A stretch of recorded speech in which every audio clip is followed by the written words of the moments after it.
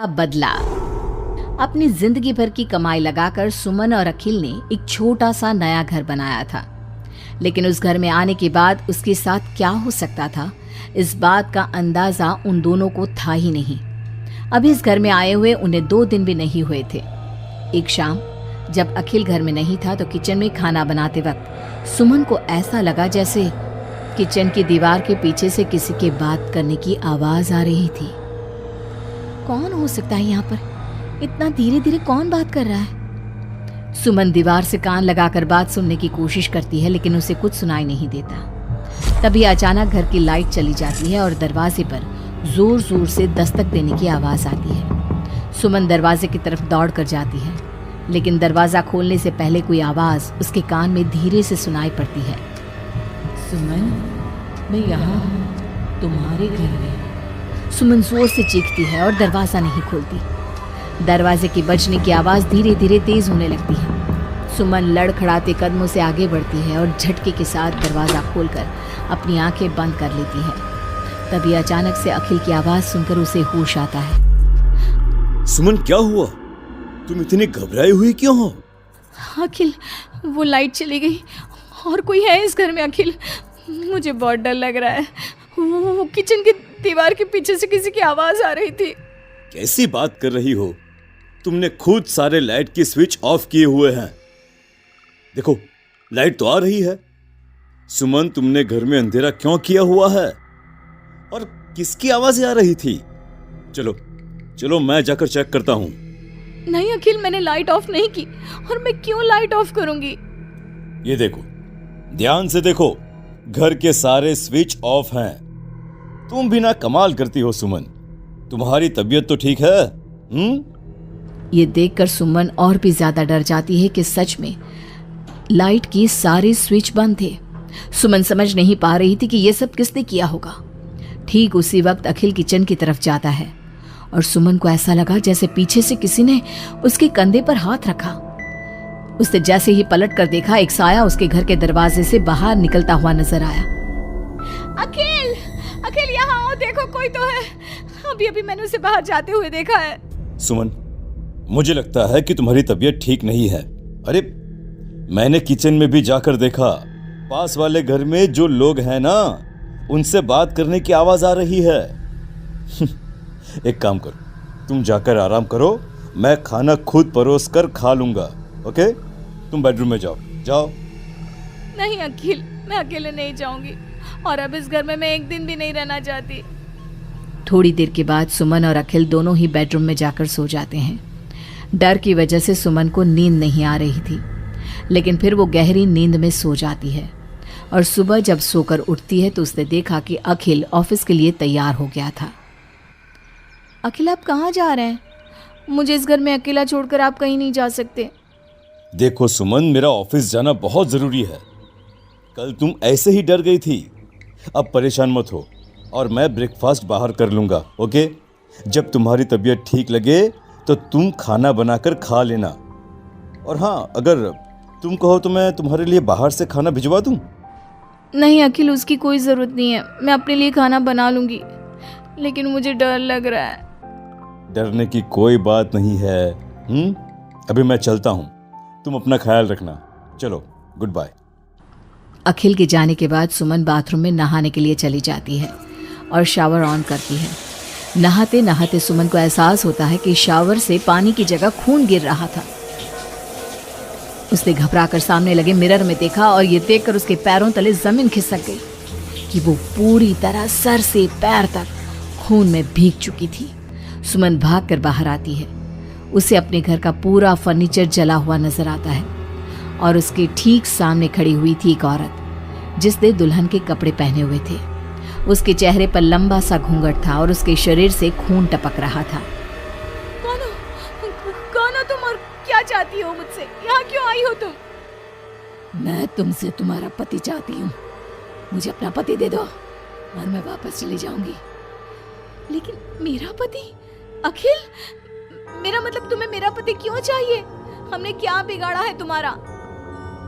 तुमने नहीं, हर सुहागन औरत मेरी दुश्मन है और जब भी मेरी आंखों के सामने कोई औरत अपने पति के साथ नजर आती है तो मैं उसे जिंदा नहीं छोड़ती।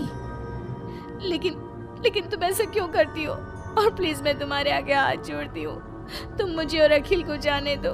हम दोनों हमेशा के लिए ये घर छोड़कर चले जाएंगे। अब ऐसा नहीं हो सकता।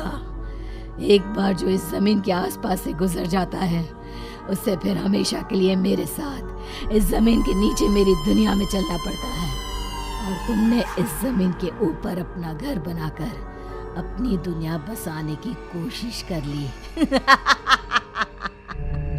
अचानक से वो औरत सुमन को उसके बाल पकड़कर जमीन पर घसीटने लगती है। सुमन दर्द से जोर जोर से चीखती है, लेकिन उसकी आवाज उसके घर की दीवारों के अंदर दब कर रह जाती है। अब बाकी दूसरी औरतों की तरह मैं तुम्हें भी इस घर की दीवारों के नीचे दफन कर दूंगी और तुम्हारे पति को हमेशा के लिए अपना पति बना लूंगी। जानती हो, मेरी भी शादी हुई थी, लेकिन शादी के ठीक बाद मांग में सिंदूर भरकर मेरे पति ने गला घोट कर मेरी हत्या कर दी और इस जमीन के नीचे मुझे गाड़ दिया। बस तब से मेरी आत्मा यही भटक रही थी। मुझे भी सुहागन बनना है, मुझे भी पति चाहिए। छोड़ दो मुझे प्लीज, मुझे जाने दो। देखो तुम्हें पति चाहिए, तुम किसी और को अपना पति बना लो। मुझे और अखिल को जाने दो यहाँ से। लेकिन वो औरत सुमन को लेकर वहां से गायब हो जाती है। शाम को जब अखिल ऑफिस से लौट कर आता है, डोरबेल बजाता है, तभी मुस्कुराते हुए सुमन दरवाजा खोलती है। दरअसल सुमन के शरीर के अंदर अब उस औरत की आत्मा थी। लेकिन अखिल का चेहरा देखते ही सुमन के शरीर के अंदर एक हरकत होती है और वो अचानक से नाराज हो जाती है। क्या हुआ सुमन? आज तो ठीक हो ना? तुम्हारी तबीयत भी ठीक लग रही है आज तो। गुड। मुझे नहीं पता था कि तू आने वाला है यहाँ, वरना तो मैं तेरी मौत का सारा इंतजाम करके रखती। क्या हुआ? अब मेरी बात का जवाब नहीं दोगी क्या? नाराज हो मुझसे किसी बात पर? हाँ? ऐसी तो कोई बात नहीं है। जाओ, डाइनिंग टेबल पर तुम्हारा फेवरेट खाना लगा दिया है, जाकर खा लो। हाँ, खुशबू तो बहुत अच्छी आ रही है। वैसे भी सुबह से कुछ खाया नहीं है। थैंक यू यार, मैं जल्दी से जाकर खाना खाता हूँ। ओके? अखिल जैसे ही खाने की कटोरे का ढक्कन हटाता है तो वो हैरान रह जाता है कि वहां पर सुमन का कटा हुआ हाथ था। उसमें पहनी हुई चूड़ियों से वो सुमन के हाथ को पहचान जाता है। खाने की जगह सुमन के शरीर के छोटे छोटे टुकड़े काटकर उस आत्मा ने अखिल के सामने परोस दिए थे। अखिल घबराकर वहां से भागने लगता है। तभी सुमन के शरीर में मौजूद वो आत्मा अपने असली रूप में आकर अखिल के सामने खड़ी हो जाती है। कौन हो तुम? और क्या किया तुमने मेरी पत्नी के साथ? इसका मतलब वो ठीक कहती थी कि इस घर में कुछ गलत है। कहाँ है मेरी सुमन? तुम्हारी सुमन के मैंने छोटे छोटे टुकड़े करके उसका खाना बना दिया और उसकी आत्मा को मैंने इस घर की जमीन के नीचे दफन कर दिया है। वो कैद हो गई है यहाँ हमेशा के लिए। तुम भी उसके पास जाना चाहते हो? मगर क्यों किया तुमने ऐसा? क्या दुश्मनी थी तुम्हारी और मेरी पत्नी? पहले तो मैंने तेरी पत्नी को सिर्फ इसलिए मारा क्योंकि मैं तुझे अपना पति बनाना चाहती थी। मेरी आत्मा जो पूरे एक जन्म से किसी से शादी करने के लिए तड़प रही है, उसकी हसरत पूरी करना चाहती थी मैं। और इसलिए मैंने तेरी पत्नी का रूप लेकर तेरे साथ रहने के बारे में सोचा। लेकिन जानता है, अब मैं तुझे जिंदा नहीं छोड़ूंगी। लेकिन क्यों? देखो तुमने सुमन के साथ जो भी किया, मुझे जाने दो यहाँ से प्लीज। अखिल भागने लगता है, लेकिन घर का दरवाजा अब लॉक हो चुका था। अब तो भाग कर नहीं जा सकता। मेरे हाथ तेरे खून से रंगने के लिए बेचैन हो रहे हैं। मेरा गला सूख रहा है, अब उसकी प्यास तेरे खून से ही बुझेगी। अरे लेकिन क्यों? तुम्हारी आखिर मुझसे दुश्मनी क्या है? आत्मा अखिल की बात का कोई जवाब नहीं देती और अपने लंबे नाखून उसके गले में गड़ाकर उसके शरीर को खा जाती है और उसके बाद जोर से हंसते हुए कहती है, तेरा शरीर भले ही अखिल का शरीर है, लेकिन तेरे अंदर मेरे पिछले जन्म के उसी पति की आत्मा थी जिसने शादी से एक रात पहले गला दबाकर मेरी हत्या की।